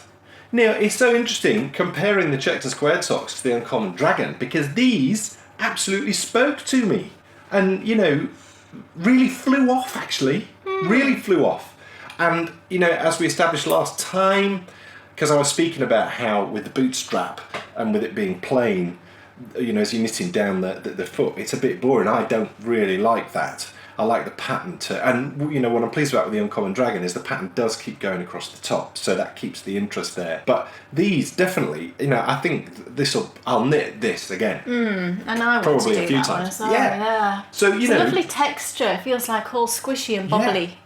It's really nice. So you know, interesting, isn't it, to find that you know you go from a pattern which you found slightly frustrating to a pattern which, and to be fair, the stree as well. I've really loved the knitting of the stree. That one really spoke to me. So it's like it's been one on, one off in this challenge so far. And it'd be interesting to see how things go as we progress further through. It'd be unusual though to have a pattern book with loads of patterns in it and you absolutely love every single one. I think that's a rare thing, isn't it? Yeah. Yeah. Well, I don't know because I'm not unheard of, but I'm sure it's, you know, more often than not you'll have favourites, won't you? Yeah. In fact, if you've knit through the whole book, let me know. Yeah. I'd love to talk to someone else who's done that because it would be good to, you know, to sort of find out the ones which you enjoyed and, you know, maybe the ones that you didn't enjoy quite so much and just compare notes a bit. But there they are. Brian can have those now, and on with the Uncommon Dragon. What else is off your needles? I have a third thing. Wow. You will say wow in a minute. I finished the Wainthrop cardigan. I never thought I'd see the day. No, neither did we. No, seriously, I didn't. Honestly, those sleeves, I thought they would be the death of me. So here's the Wainthrop by Andy Satterland. And I knit it exactly to pattern. Didn't have an issue with the pattern at all. Really well written, I thought. I wouldn't say that this would be a good cardigan for a beginner though. I think if you had a few garments under your belt, you'd be absolutely fine with it. Not literally, of course. No. For things like, you know, when you're picking up for the sleeves, it'll just say pick up X number of stitches. And if you don't know how to do that, then that's quite a tricky thing, you know, because you don't pick up one for one is what I'm saying, you know, around the area here, and the same around the neck and the button band. You know, there are techniques in how you pick up on a button band and the neck and things. I would say if you've done, you know, even 2 or 3 garments before, because I haven't knit that many. I've maybe knit half a dozen garments, maybe a few more than that actually. Your mum's got 2. I've knit 2 for myself, 3 for myself. Oh, so I'll probably have maybe knit 6 or 7 then. 8 maybe with this one. I think it looks beautiful, and I'll show you because it's all finished, it's washed, it's blocked. Ends are all done, buttons are on. It's completely finished. Wow. So Shall I put it on? No, you're not. Oh, stretch it out. Look, look, look. Come on and do the conga. Look how lovely it is. It's beautiful. I love the buttons. It's beautiful. It is, it's lovely. I love the buttons. Well done, Kay. I didn't use in the end the buttons that I showed you before because they were too big.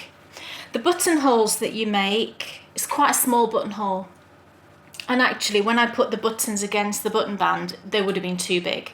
So I just got these from Boys in town, which is like a general shop, but it has a haberdashery sort of department. So I did with lots and lots of buttons.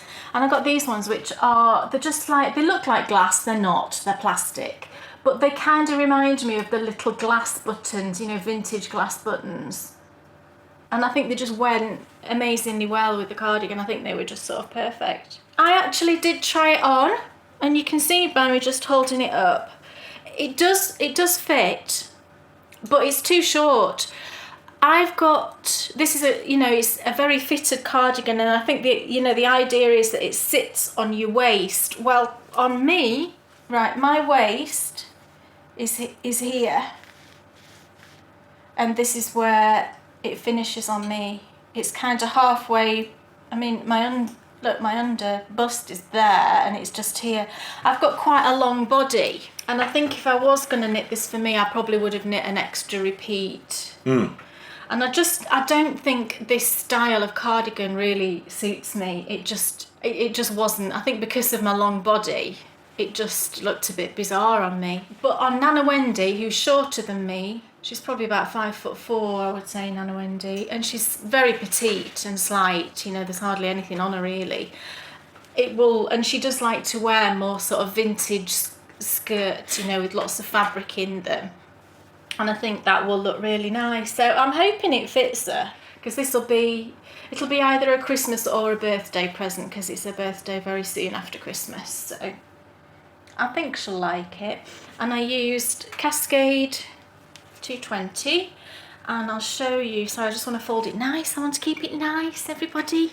I used 4 skeins of Cascade 220, the non-superwash. Yes, I think it was silver grey. It's one of the heathers, and I just had that much left from 4 skeins. That's all I had left. Wow.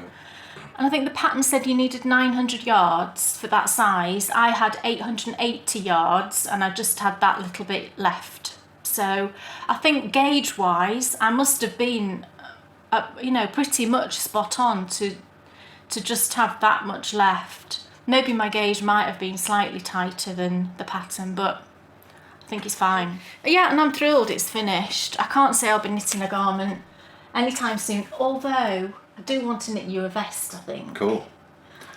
So we'll see. I No sleeves. No sleeves in a vest. Well, it's not a vest. Is it? It's a... Tank top. Yes. Yeah, we would call it a tank top. I wouldn't fancy wearing a vest, a knitted vest. No, a knitted vest. That would be a bit much. No, although Brian would like... A horsehair vest. Yeah, no, a knitted tank top. And Yeah. I've got a pattern. Yeah. And I've got the yarn. Cool. So I've got no excuse really. But I want to get my needles cleared. Maybe the new year. Whatever. That'll be a good project for the new year. Yeah. No sleeves. Cool. I feel like Mr. Dursley, no sleeves on Sunday. Yeah. Yeah. That should be a thing, shouldn't it? It's time for us to go back for part 2 of our new adventure. It's time for us to find out how it's going to score. Where's it going to sit on our leaderboard? So let's go back to Corbridge and some more of Rome's lost city.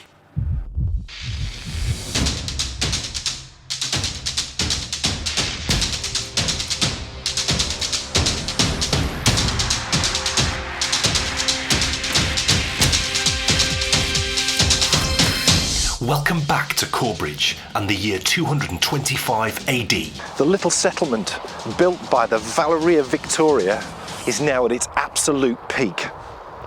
I've got to say that this is one of the greatest thrills that I've had in any of the trips that I've done to a Roman site in Great Britain. And the question you're asking is, why is that the case? And that is because I am walking down the Staingate. Now, the Staingate's one of the most important roads in Roman Britain. Staingate ran from east to west, and Deer Street, which we spoke about in part 1, ran from north to south. So Deer Street ran up to Staingate, and then if you wanted to get from east to west all the way along from one side of the country to the other coast, this is the road that you went on, and I'd never seen it anywhere. So this is just amazing. You know, the reason why Corbridge has grown into such a great city is because Emperor Hadrian, about 100 years ago, built a huge wall just over there, and this now is the main route for any soldier that's travelling from the south up to the walls. And I am a new recruit, and I'm on my way up to the walls, but as I make my way down the Staingate, I arrive here.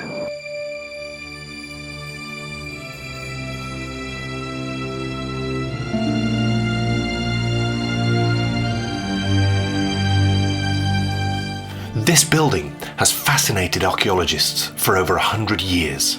When it was uncovered in 1908, they thought it was a forum, the Roman equivalent of the town hall. But decades of research have uncovered some really interesting things. The quality of the stonework is exceptional, and it demonstrates clearly the importance of the town. But something odd was uncovered when they excavated the site.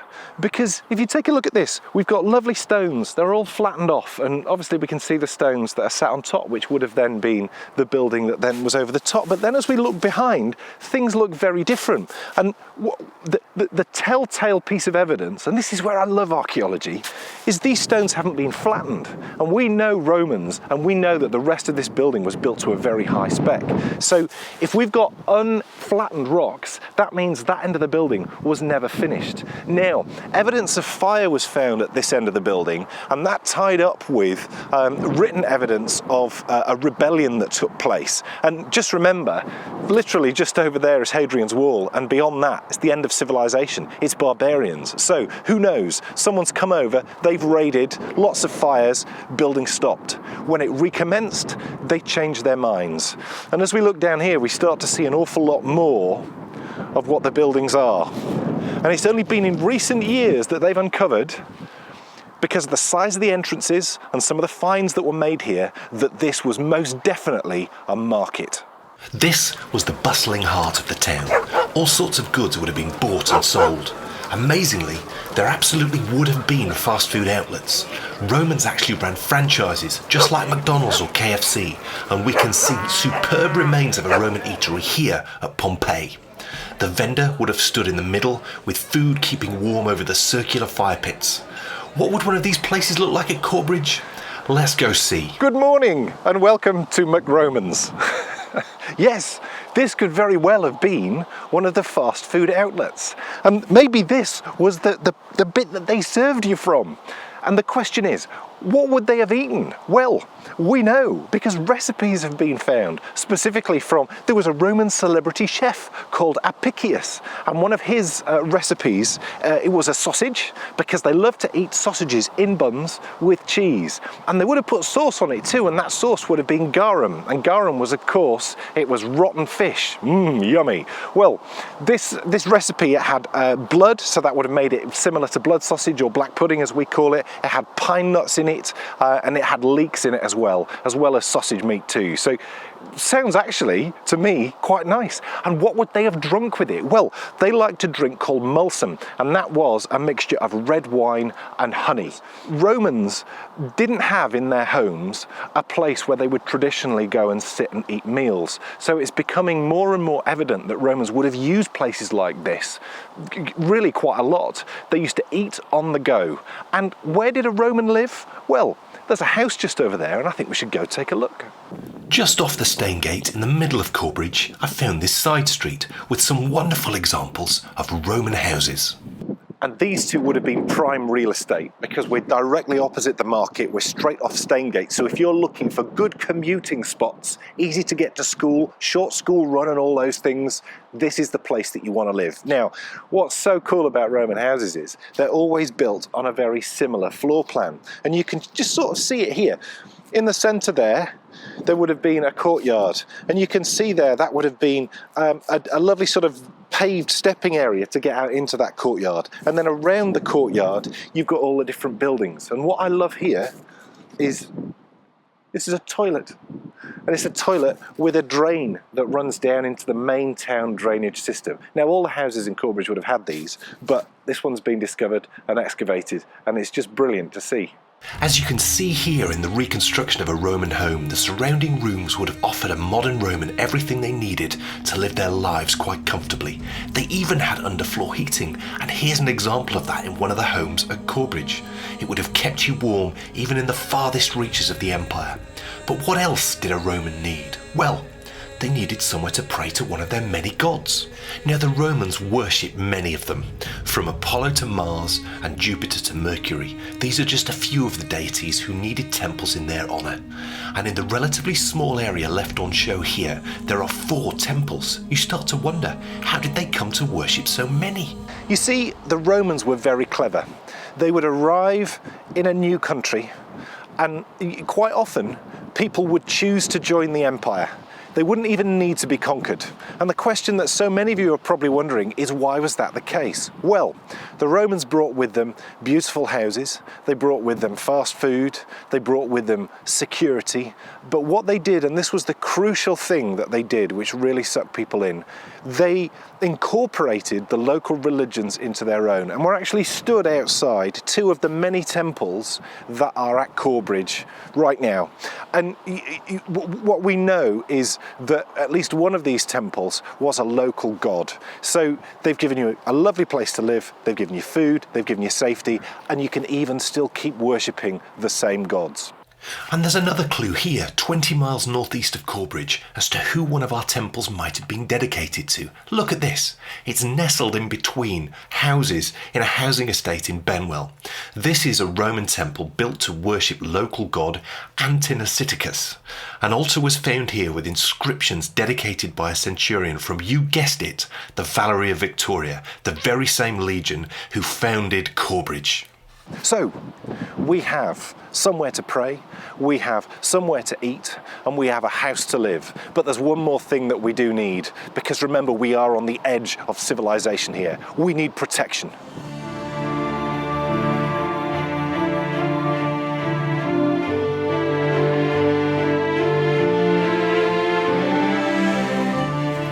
Whilst Corbridge started out as a small Roman fort, we now know it quickly became a bustling civilian Roman city, but it still needed protection, and so a military compound lay within the walls of the city.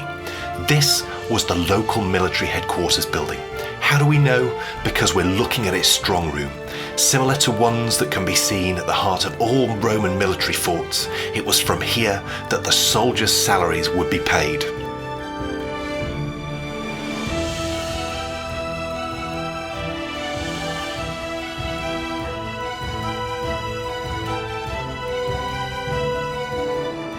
And opposite the headquarters was the barracks where the soldiers lived. They normally would have even kept their horses in rooms behind the rooms where they slept. They would have slept in bunks, and they would have eaten together. This was also the staging post for legions on the way to Hadrian's Wall. So anyone who was anyone would have stayed in these very barracks en route to manning Hadrian's Great Barrier.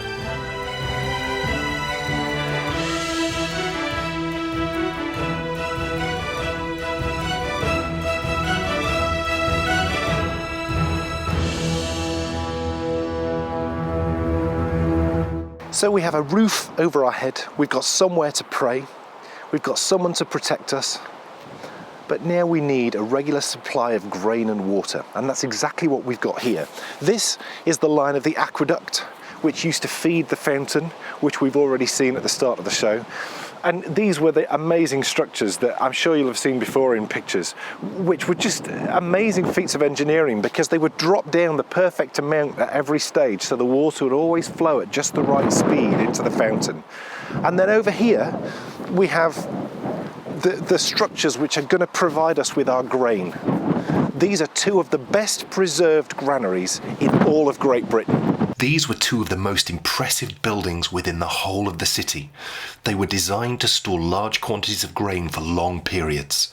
The grain was kept cool and dry by having good circulation around it. To do this, the floors were supported on low stone sleeper walls, and in the interior, both above and below the floors was ventilated. We're now walking past the entrances, each with a loading platform and sheltered from the elements by porticos whose columns stand beside the road. But all this talk of granary and water is making me rather hungry.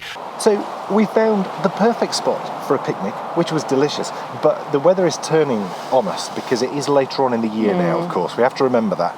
And, you know, it is a really good spot for a picnic, but you would have to bring something. Yes. Because, you know, the shop doesn't even sell sandwiches. No, there's drinks and sweets and things, but yeah, I mean, you need to bring a picnic, which is fine. I suppose Corbridge is close by, so you could Very go close. to a pub. The town is right there. You'll be able to see it behind us. It's a lovely pub. It's a lovely town. It is a lovely so I'm town. sure they'll have So, some you nice know, pubs. you could do that. Yeah. I'm thinking 8. Picnicability? Yeah. Definitely. I don't think it's got higher go. than an 8 because I think you could only score a 9 or a 10 if there was something nice that you could buy right here. Right, yeah. I agree. So we've yes, got it's a strong 8. a really strong 8. Yeah. So we've got 9 and 8. We now just need interestability. Interestability. Well, It's going to be high again, I think, isn't it? it is the most interesting Roman site that I've been to in Great Britain. You've been very animated. He's Yeah. been very excited because there's lots to see. It's got to be a 10. Yeah, I think so. Yes. I don't think you could find a more interesting Roman site. So Fair. 9 and 8 is 17. Yeah. Plus 10. 27. 27. I think it's time for us That's a high. to bring up the high leaderboard. score. Now, I don't know where I'll have space on the screen for the leaderboard, so We're squished in. We're hoping you can see us. Maybe it's just our massive heads that you can see. wherever the leaderboard is, you can now see that is a high score. I mean, that might be right near the top. I think it is. It will be. Yeah. What an amazing day out. What an amazing visit. And I strongly advise anyone who has the opportunity to come here to come and explore it. Definitely. Because you won't see anything else like it anywhere else in Hadrian's War country. To so many, Hadrian's Wall is the pinnacle of Roman dominance in Britain.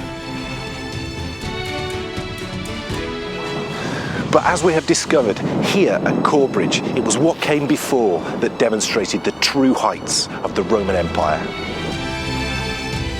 From a beautiful house with central heating to keep you warm,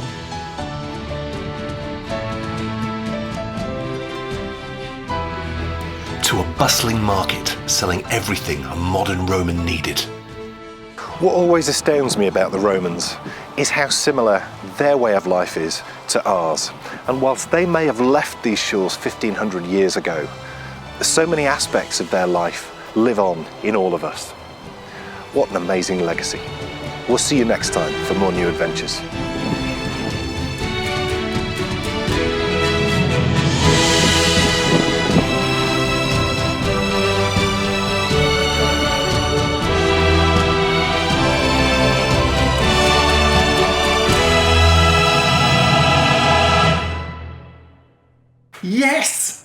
Yes, I'm so pleased to get a proper new adventure under our belt. And what do I mean by that? Well, you may be wondering why we didn't score the Loch Ness Monster.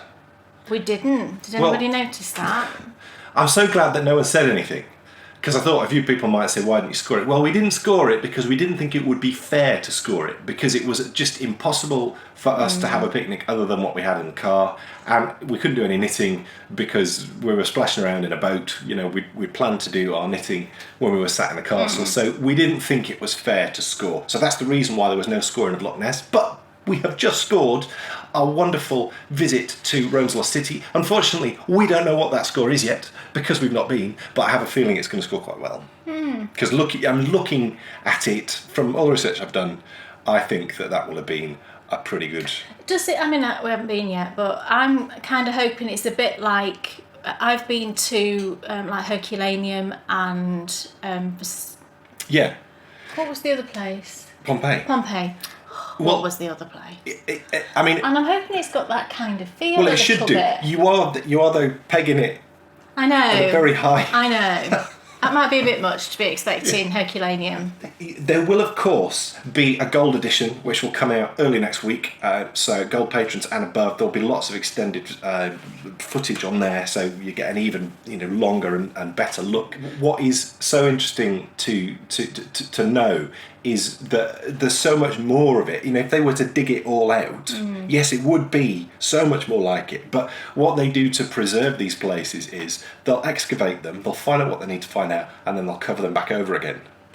So Right. That's how they stop them from just disintegrating into nothing. So what an amazing place. And we've never been before. No. Which is what I love about these new adventures. And there's one more to come. Yes, we're going to go to Malham Cove. Oh, yes. Yes, it looks mind-blowing.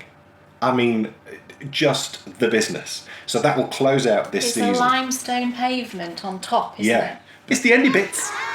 I've got quite a lot of Endy Bits. Well, let's rattle it off. So let's do prizes. Shall we do prizes? We've already mentioned the toy along, which has commenced, and you're allowed to double dip, aren't you? Yes. And you can double dip actually into 3 different shows, because we're co-hosting it with the Pendleton Needles, so of course it is their thing, the toy along, but also Victorian Studio Podcast is also really? co-hosting it too. Oh, I didn't know that. You can treble dip. Treble dip. Even more exciting. Double. Were you going to say double? And the toy along runs from the 1st of October until End of the year. and we're doing lots of things towards it. We've got the wonderful Julie Williams Yes. is our feature in this month's edition of Knitability. It's now that's exciting. Mrs. Little Cotton Rabbits. Yes. Oh my goodness. Mrs. Bakery Bear, meet Mrs. Cotton Rabbit. So thrilled that she said yes. Julie is a legend. I love Julie so much. I've never had anything to do with her before, and Kay introduced me to her. As we were getting the article I've sorted out. known of Julie And for years. What a lovely lady. Yeah, lovely. So that's coming later. Yeah. But of course, we're doing tutorials, all sorts, supporting the toy along. Prizes. Prizes. Okay, I've got, first of all, we've got the Jane Austen knit along, which finished at the end of September. And then we've also got the Dobby bag to give away. So let's do the Dobby bag first, because that's right in front of me. Shall I hold it up while you announce the winner? Look at the little bag, it's so cute. So this, of course, was donated by lovely Denise. Thank you so much, Denise. I haven't stolen it, as you can see. I was tempted, I have not. So we had 182 entries in that thread, and I've done random number, and the winner was number 33, and that is Mrs. B the Knitter. What fantastic, what fantastic Ravelry name, and that's Sarah. And she said her favourite is Dobby. Well, that's just perfect, Sarah, because you've now won the Dobby bag. So, Sarah, would you just send me a Ravelry message with your full name and your address, and I will get that winging its way to you. Yay, congratulations. So now we've got the Jane Austen knit along, and we've got 3 prizes for this. So I will do this one first, because this one's on top. We had 36 entries, so it's 2 to 36. And the first winner was number 19. And that is, it's Scully Bun Bun. Scully, you won something. Yay! And Scully's won. A bag of quinoa. Scully, I should put some in, shouldn't I, with your prize? She'd love it. No, you've won 2 things actually. It was a joint prize. You've won the Asphodel Potion Hat by Barbara. Can't say your surname, Barbara. She's knitting I love. Naluko? Naluko, possibly. Yeah. So sorry, Barbara. That's one of her designs. And then also she donated one of her flower power kits. Yay! So Scully, I will pop that in the post to you. I've got your address, so I will just send that off. Yay, so that's yours. And then the next prize was the yarn from lovely Nicole C. Mendes. Ooh, and Nicole C. Mendes is in our next So she is. Knitability as well. Wow. And this is on her soft sock, which is an 80-20 merino extra fine virgin wool and 20% polyamide. Is that how you would say that? Polyamide. Polyamide. Okay. 400 metres. Beautiful. In the craft room colourway. It's this gorgeous self-striping, beautiful, squishy yarn. It's a fantastic base. Who won it? And the winner of this was number 17. And that was Yarn Stylist. It's Leia. Yay! We know Leia. So Leia, fantastic. You've won that lovely yarn. I don't think we've got Leia's address. Have we got Leia's address? I don't think so. Leia, just pop me a quick... Would you just send me another Ravelry message just to remind me of your address to save me trawling through all the messages? That would be lovely. Thank you. Yay, Leia, you can knit some fantastic socks. And then the last winner is the one... Oh, actually, I think I said yes, that they were going to go with the sock yarn. Yes, so you win the stitch markers as well, Leia. They go together. And then the last prize is the super duper, sorry for the crinkling. Oh, sounds fun. Super duper. Sorry for the crinkling. From Marie Celeste Stitchers. Yes. So you win the bag and some beautiful stitch markers and this super cute pattern. Oh, so sweet. So the winner of that is number 8, and that's Carol in the UK. Now, Carol, according to Ravelry, lives in somewhere called Knitterton. I think she's having us on. And Carol... Well, you didn't, Kay. Well, if you're watching Carol, I actually Googled it to try and find the village. Kay is the most gullible person in the UK you called have ever met. Knitterton. I genuinely thought there was a place. I've Googled it and can't find one, so... Maybe there is. Maybe it's like a secret land. Yeah. That Yeah. You can The only land of the access. knitters. Yes. And that's Carol. Did I say that? Oh, Carol. I think I just said Carol. Yes. Clearly my brain is fried at this point. Yes. And her Ravelry name is Fat Piece of Wool. So Carol, how fantastic, you've won that. So would you, again, just send me a PM on Ravelry, full name, address. I'll get that sent out to you. I know it's the most hilarious Ravelry name ever, isn't it? I've not made it up, I promise. Oh my goodness. I know. So yes. Anything else? That's all the prizes. Firstly, I've got a little book. Oh, there we go. Look what I got. Look. Ooh, it's the Opal Advent Calendar. I treated myself. So you've got 24 little doors in here with all your yarn in. And actually, it's much smaller than the great big box, isn't it? I wanted to show you because I wanted to show you the size of it in case you've ordered it and it hasn't arrived yet. It's quite manageable compared to the other one, isn't it? I mean, it's still a big advent calendar, to be fair, but it's certainly better than that huge box, which I just didn't even know where to put it. So I've got that, very exciting. I got a lovely package. I think we spoke about Jeanette, didn't we, last time? We said she was going to Shetland and she was going to send me a colour card. Well, she did that and she's so naughty. She put in some yarn too. And actually, when I first looked at this, I thought it was the same brand as I'd already got, the Jamesons and Smiths. And then when I was chatting to her, I realised that it's actually Jamesons. This one is Jamesons Spindrift, which is a different company to Jamesons and Smith. It's a very similar yarn. And she sent me a few colours, all pinks and purples and just loveliness. So I just got a few. Oh, look at the colours. It's really lovely. So it's very similar. It does look slightly different, I think, to Jamesons and Smiths, but it's essentially a 2-ply Shetland fingering weight. So she sent me lots of these beautiful colours, and it'll be great to compare one to the other, I think. That'll be really fun. So thank you, Jeanette. I picked up in Hedgerow Yarns. I always look when Hedgerow Yarns are having an update because I love to get her minis.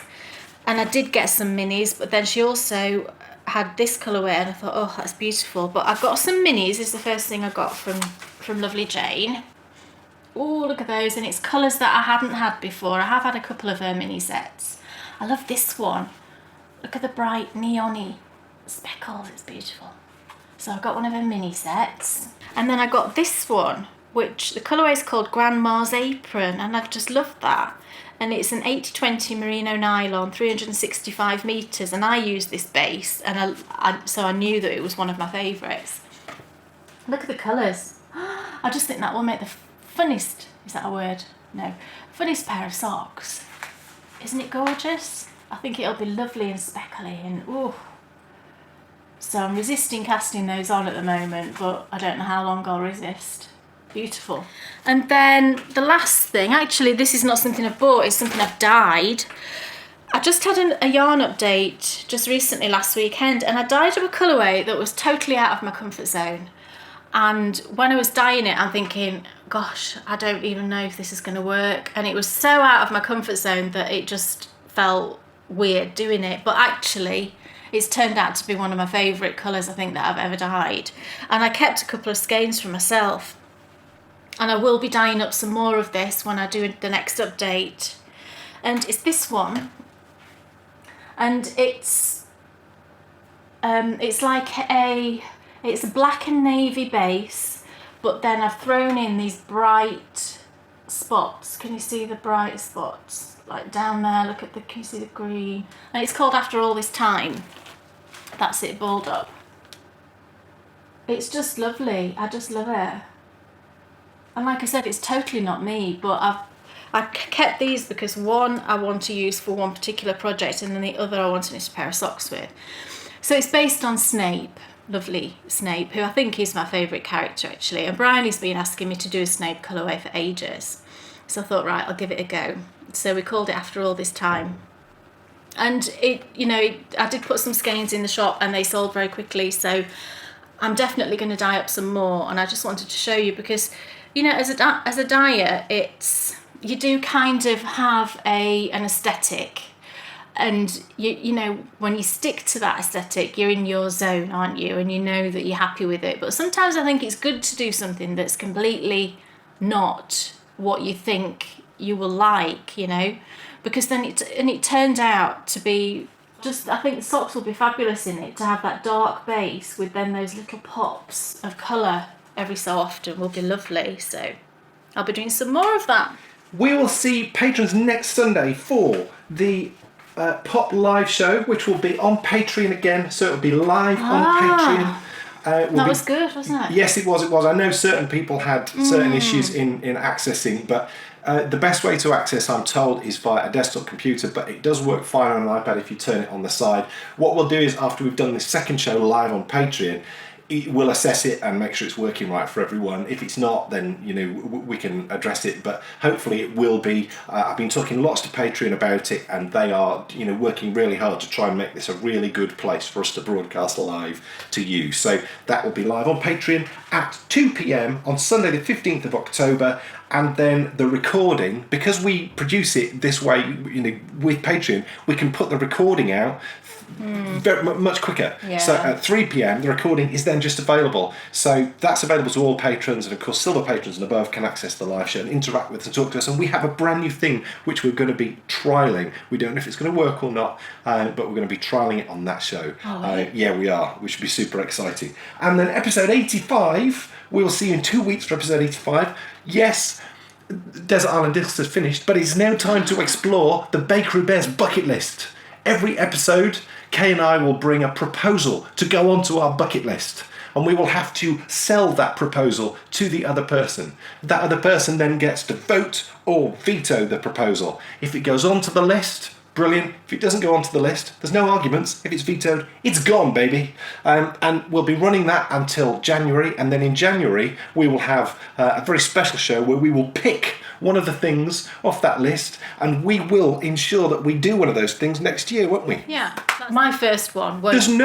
There are no boundaries to this bucket list. No, there's no boundaries. Because in life, so what's the point in putting boundaries on yourself? It might be something that we anticipate we're not going to do for another 10 years or 20 years or whatever. There's guaranteed to be something. It's just something that we really want to do in our lifetime. I'll be proposing one thing which we could do very quickly. So thank you so much for watching. And of course, next episode 2, we will be starting the Bakery Bears Down the World Food Aisle segment. Yes, we've tried sweets, we've tried biscuits, but now it's time for us to go exploring the world food aisle in your local supermarket. We've got something already, haven't we? We do. Something. I don't know if you found this, but if you go into your world food aisle, you walk by things, don't you? Every day you walk by things and you never even take a second glance. Well, we had a good look, didn't we? We're going to start having a good look and trying some things. I don't know that we can go into the world of the Twinkie. Oh, come on. I'm a little bit scared of a Twinkie, I've got to be honest with you. So it won't be a Twinkie. Not this time. Not this time, but it is something from America. Yes. We can say that, can't we? Yes, we found something Made from in America. The wonderful state of Idaho. Idaho. Yes. So if there's anybody in Idaho... We will be trying something which claims to be... Well, establish whether it is or not. And it's got the potential for me to really like it. And it has the potential for me to really dislike it. And not only will we be trying it, we will be preparing it live on the show. We will. Yes. Yeah. So that's all in episode 85.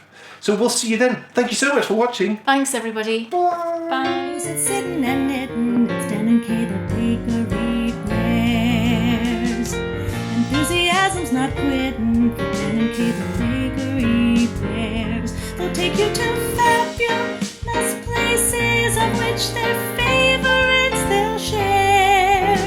You better buy a pattern and get yourself a bakery bear. You'll find yourself in a castle while watching the bakery bears. It never feels like a hassle to sit and watch the bakery bears. What's on your shelf or what